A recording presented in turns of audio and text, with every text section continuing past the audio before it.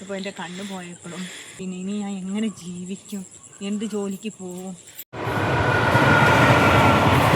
അപ്പോൾ ട്രെയിനല്ലേ, നമ്മുടെ അടുത്ത് റെയിലുണ്ട് കേട്ടോ. ഞാൻ ജീവിതത്തിൽ പല പ്രയാസം വന്നപ്പോൾ ഒത്തിരി പ്രാവശ്യം വിചാരിച്ചിട്ടുണ്ട് നമുക്കിവിടെ റെയിലുണ്ടല്ലോ, അവിടെ പോയി ആത്മഹത്യ ചെയ്യാൻ കേട്ടോ. ശരിക്കും പറഞ്ഞാൽ ഇങ്ങനത്തെ നമ്മുടെ ജീവിതം തന്നെ ഒഴിവാക്കാമെന്ന് ഞാൻ പലപ്പോഴും ചിന്തിക്കുന്നു. ഒത്തിരി പ്രയാസങ്ങളും സങ്കടങ്ങളും ഒക്കെ വരുന്നു.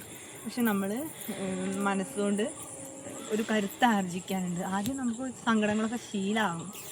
ആദ്യം വരുമ്പോൾ നമ്മൾ അന്തം വിട്ടു നിൽക്കും, പിന്നെ നമുക്കത് ശീലമാവും. അപ്പോൾ ഞാൻ അങ്ങനെ അതിജീവിച്ചുകൊണ്ടിരിക്കുന്ന ഒരു വ്യക്തിയാണ് കേട്ടോ.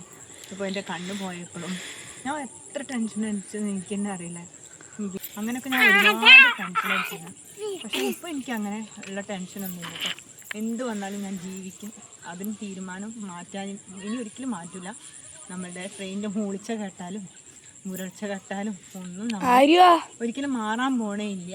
ഇതൊരു കടുത്ത തീരുമാനമാണ്. കാരണം ഞാൻ ജീവിച്ചിരുന്നാലേ എൻ്റെ മക്കൾ ഇനി എൻ്റെ കൂടെ അല്ലെങ്കിൽ പോലും അവരുടെ ഒരു ലൈഫ് സുരക്ഷിതമാവുള്ളൂ എന്ന് എനിക്ക് നല്ല ഉറപ്പാണ്. അതുകൊണ്ട് തന്നെയാണ് ഞാൻ എൻ്റെ തീരുമാനം അങ്ങനെ ആക്കിയെടുത്തത്. അപ്പോൾ എന്തെങ്കിലും പെട്ടെന്ന് ചെറിയ ചെറിയ കാര്യങ്ങൾ പോലും ജീവിതം അവസാനിപ്പിക്കുന്നവരോട് എനിക്ക് പറയാനുള്ളത്, നിങ്ങളൊന്ന് മാറി ചിന്തിക്കും. ഒരിക്കലും അവസാനം ഒന്നും നമ്മുടെ ജീവൻ കളയുക അല്ലെങ്കിൽ ആത്മഹത്യയല്ല. നമ്മൾ പൊരുതി ജയിക്കണം, തോൽക്കില്ല എന്നുള്ള ഒറ്റ മനസ്സോടെ. അപ്പോൾ ലൈക്ക് ചെയ്യാനും ഷെയർ ചെയ്യാനും ഒന്നും മറക്കല്ലേ. എൻ്റെ പഴയ വീഡിയോകൾ മുന്നിട്ടുണ്ട്, എൻ്റെ സ്റ്റോറിയൊക്കെ ഞാൻ അതിൽ പറഞ്ഞിട്ടുണ്ട്. എല്ലാവരും പോയി കാണണം, സപ്പോർട്ട് ചെയ്യണം, ഹെൽപ്പ് ചെയ്യണം. നിങ്ങളുടെ ഹെൽപ്പ് ഉണ്ടെങ്കിൽ മാത്രമേ എനിക്ക് ഞാൻ എൻ്റെ ഈ കടുത്ത തീരുമാനങ്ങളൊക്കെ നടപ്പിലാക്കാൻ പറ്റുള്ളൂ. അപ്പോൾ നാളെ പുതിയ വീഡിയോയുമായി കാണാം.